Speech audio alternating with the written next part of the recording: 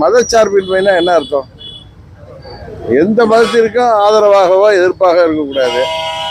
திரு ஸ்டாலின் அவர்கள் சிறுபான்மையினருக்கு ஆதரவாக இருப்பது தவறில்லை. அதே நேரத்தில் இந்து மதத்திற்கு எதிராக இருக்க வேண்டிய அவசியம் இல்லை.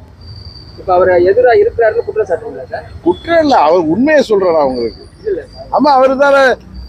அதனால அவர் எதுக்கு ஒரு மதத்திற்கு எதிர்ப்பா இருக்காரு?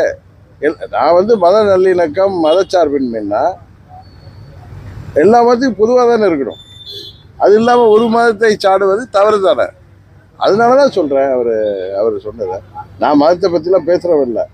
அவர் ஒரு மதத்திற்கு எதிராக இருக்கிறவர் எப்படி மதச்சார்பின்மைன்னு சொல்றான்னு சொன்னார்.